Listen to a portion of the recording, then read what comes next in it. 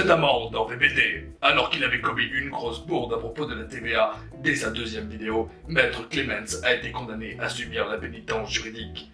A-t-il survécu? A-t-il surmonté les épreuves? A-t-il pensé à relancer Monsieur du Tartre pour les honoraires? Car là, franchement, ça commence un tout petit peu à abuser, non? Vous le saurez dans cet épisode 4 de VBD. Bon visionnage à tous. Bon, eh bien je vois qu'on a pigé la leçon là. Ah mais... Sinon écoute, y'a pas de souci, on peut recommencer. Hein. Je ferai de mon mieux, hein, l'erreur est humaine. J'étais à l'œil. Je sais. Donc, troisième partie de comment rémunérer son avocat. La protection juridique. Vous l'attendiez, n'est-ce pas? Générique.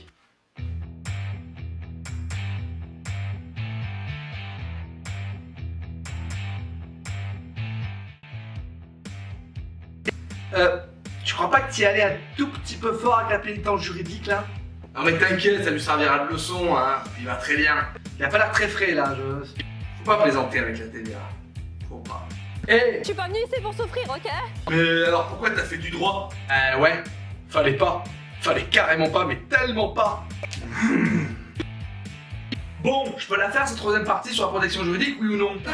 Attends, Attends, tu vas voir. Article 127-1 est une opération d'assurance de protection juridique, toute opération consistant, moyennant le paiement d'une prime ou d'une cotisation préalablement convenue, à prendre en charge des frais de procédure ou à fournir des services découlant de la couverture d'assurance en cas de différend ou de litige opposant l'assuré à un tiers, en vue notamment de défendre ou représenter en demande l'assuré dans une procédure civile, pénale, administrative ou autre, ou contre une réclamation dont il est l'objet, ou d'obtenir réparation en amiable du dommage subi. Voilà, tout est dit. Allez, faites la vidéo, salut. Non mais oh, attendez. On est là pour faire de la vulgarisation, on se contente pas de renvoyer les gens vers la loi, c'est trop facile ça. La pénitence juridique, soit, mais le taulier, ça reste Bibi, ok?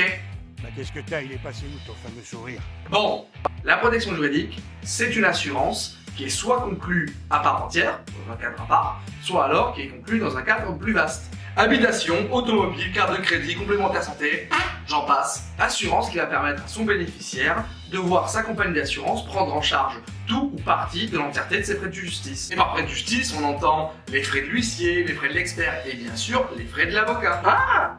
Mais donc, que ce soit en demande ou en défense, on est d'accord? Yep! Et pour plus de détails, confère la loi du 19 février 2007. Merci Jacques Chirac. Je serai le président de tous les Français. Tous les Français. Tous les Français. Tous les Français. Un État, les Français, qui n'isole pas. Tout, pas, tout, pas, tout, pas. Bobo la tête. Ouais, moi je dis plus rien. Tu chanteras plus comme avant quand t'auras plus une seule dent. Ça, c'est clair. On vulgarise, on fait ça bien. M'avait manqué un petit peu là. Ces frais sont fixés par barème, alors il y en a autant qu'il existe de contrats d'assurance et encore de compagnies d'assurance. Faut vérifier à chaque fois. Et c'est là, précisément, qu'il faut faire gaffe. C'est toujours utile une protection juridique, ça c'est indéniable, indiscutable, évident, d'accord. Mais il y a des éléments à checker, et on va faire ça ensemble. Tout d'abord, il faut être attentif aux montants qui sont pris en charge par la protection juridique. Et il faut voir si c'est crédible. Pareil pour les plafonds d'indemnisation, pareil pour les seuils de prise en charge. Aussi, il faut faire attention aux dates de prise d'effet, à savoir quand est-ce que le contrat va être applicable. Et ouais, il s'agit de faire gaffe, parce que la protection juridique, sa prise d'effet, elle peut être par exemple plusieurs mois après la souscription du contrat d'assurance. Faut checker ça. Ah, et aussi, faut pas oublier un truc, c'est toutes les exclusions de la protection juridique. Tout juste. Classiquement, ça ne marche jamais en droit de la famille, en droit des personnes, en droit de la construction, et ça ne s'applique pas non plus quand il s'agit de régler une amende, des dommages et intérêts, ou des intérêts de retard, non. Donc ça, on va faire gaffe. Et parmi les exclusions, on a vu quoi dans la troisième vidéo? L'aide juridictionnelle. Pas d'aide juridictionnelle si on a une protection juridique. J'aurais dû me chercher un autre appartement. J'aurais dû marchander avec ma compagnie d'assurance. J'aurais dû être furax d'avoir perdu mon beau petit tas de merde. Mais je ne l'étais pas. Bon, faut juste être vigilant là-dessus, voilà. Pose pas de questions, t'entendras pas de mensonges. Et ouais, faut être vigilant, comme dans tout contrat, que ce soit d'assurance ou d'autres. Donc une protection juridique, ça peut être inutile, comme ça peut être vraiment bien conçu. Et dans ce cas-là, ça peut être un atout absolument indéniable pour se défendre en justice. Bon, faut surtout pas confondre responsabilité civile et protection juridique. La responsabilité civile, c'est juste fait pour indemniser un tiers en cas de dommages commis par l'assuré.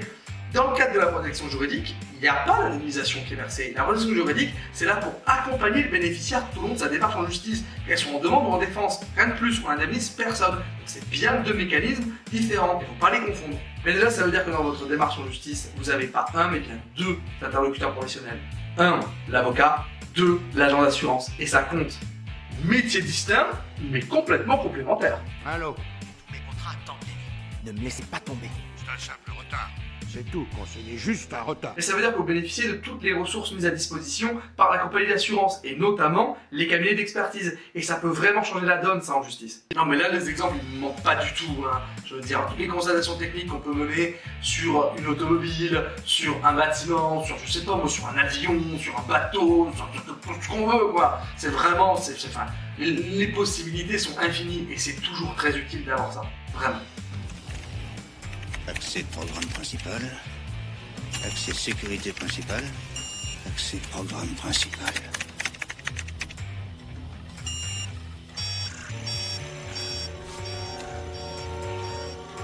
Ah, vous n'avez pas dit le mot magique.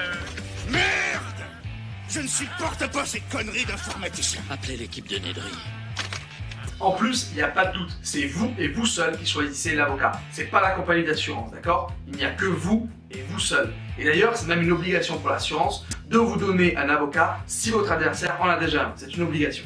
Au mieux, la compagnie d'assurance peut vous conseiller un avocat uniquement si vous lui en faites la demande express et par écrit, pas autrement. Et pour l'avocat, ça veut dire aussi la prise en charge, soit en totalité, soit partiellement, de ses honoraires. Et ça change les conditions de travail. Un avocat paisible, c'est un avocat heureux. Un avocat heureux, c'est un avocat qui travaille bien pour ses clients. Disons que la protection juridique, ça rémunère aussi vachement mieux que l'aide juridictionnelle, ça c'est clair. Tu m'étonnes. Faut juste faire gaffe à un truc, la déclaration de sinistre.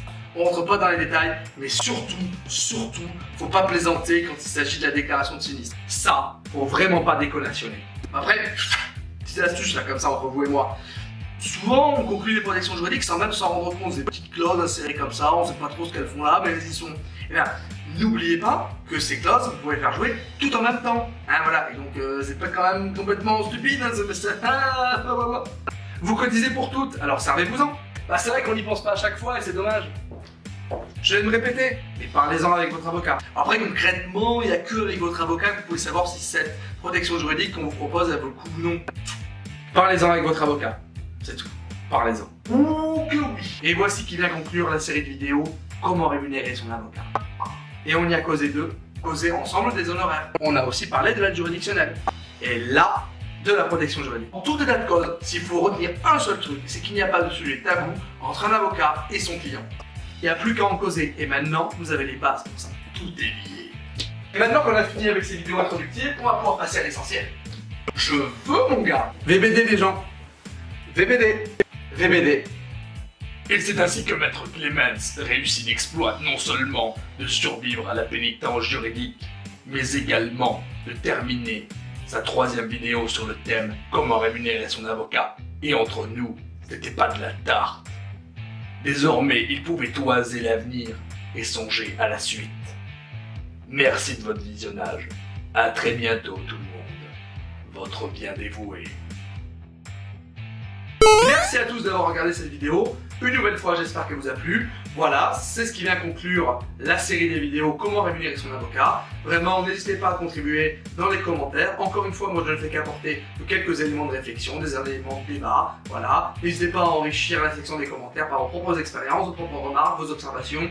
Voilà, c'est juste une base. Le reste, ça se passe vraiment dans les commentaires, juste en dessous de cette vidéo. Voilà. Pour le reste, eh bien écoutez, si ça vous a plu, n'hésitez pas à mettre un petit pouce en haut, un petit pouce en bas si ça vous a pas plu, hein, ça faut le prendre en compte aussi. Et puis voilà, hein, n'hésitez pas à vous abonner, c'est toujours sympa, moi ça me fait plaisir. C'est la 4e vidéo, ça se passe bien, c'est sympa, j'aime bien. On va continuer comme ça. Donc moi je vous dis à très bientôt pour la 5e vidéo de VBD. Salut!